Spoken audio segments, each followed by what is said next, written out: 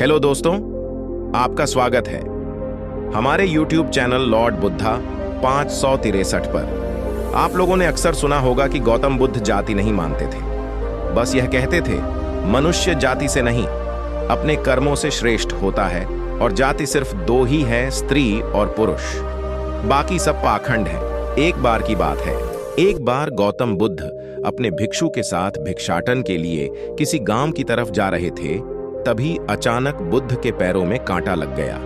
कांटा इतना बड़ा था कि चुभते ही रक्त की धार निकलने लगी। बुद्ध के एक शिष्य ने रक्त को रोकने के लिए एक कपड़ा फाड़कर बुद्ध के पैर पर बांध दिया। इस घटना को कुछ लोग देख रहे थे जो कि बुद्ध से ईर्ष्या करते थे। उन्होंने बुद्ध से कहा कि हमें तो तुम्हें परम ज्ञानी समझते थे और ईश्वर समझते थे, लेकिन दर्द को तुम भी सहन नहीं कर सकते हो। और वह व्यक्ति बोला, तुम पाखंडी हो, ढोंगी हो, और ये हमने सिद्ध कर दिया है और ये कांटे हमने ही बिछाए हैं। इस गांव में तुम्हारा स्वागत नहीं, तिरस्कार होगा। इस गांव में तुमको कोई भिक्षा नहीं मिलेगी। बुद्ध ने उन लोगों से अनुरोध किया कि कृपया करके मुझे इस गांव से भिक्षा लेने दो। वो लोग बुद्ध का उपहास बनाते हुए कहा कि अगर तुम्हें भिक्षाटन के लिए इस गांव में आना है तो तुम्हें अपने रक्त की बलिदान देना होगी।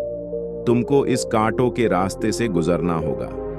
भगवान बुद्ध ने उनकी इस चुनौती को स्वीकार कर लिया और वो कांटों के रास्ते पर चलने के लिए अपने कदम बढ़ाने लगे। बुद्ध मुस्कुराते हुए कांटों पर चलने लगे। बुद्ध के साहस को देखकर गांव वाले चकित रह गए। कुछ लोगों की आंखें फटी की फटी रह गई। गांव वाले सोचने लगे कि बुद्ध भिक्षा के लिए दूसरे गांव भी जा सकते थे, तो फिर कांटों पर चलकर क्या साबित करना चाहते हैं।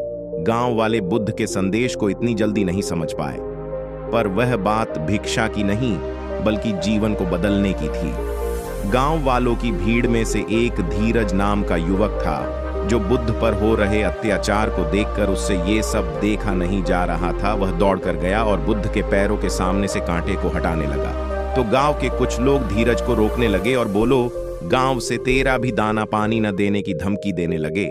धीरज ने किसी की बात न सुनी और कांटों को हटाते हुए बोला, हे भगवान, आप इन मुट्ठी भर लोगों के कारण आप अपने आप को कष्ट मत दीजिए। आप गांव में प्रवेश कीजिए। बहुत सारे लोग आपको भिक्षा देने के लिए आतुर हैं। बुद्ध ने धीरज को अपने आस बुलाया और आशीर्वाद देने लगे। तभी धीरज पीछे हट गया और बोला, हे भगवान, आप मुझे छूकर अपने आप को अपवित्र और दूषित न करें।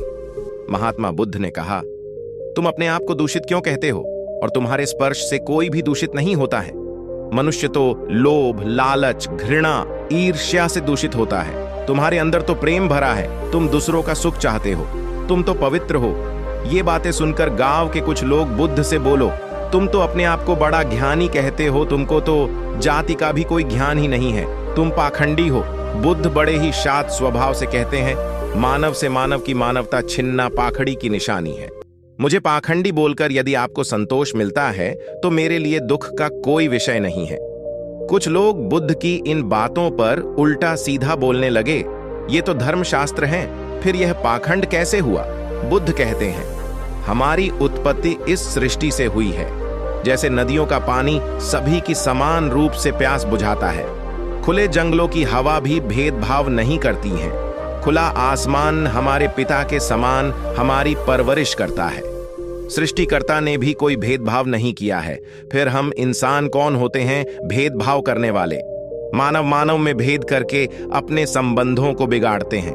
बुद्ध के वचन के बाद कुछ लोग कहते हैं, अगर आप इतना ही कहते हैं तो धीरज को अपना भिक्षु क्यों नहीं बना लेते हैं? बुद्ध ने कहा कि आपका अच्छा सुझाव है।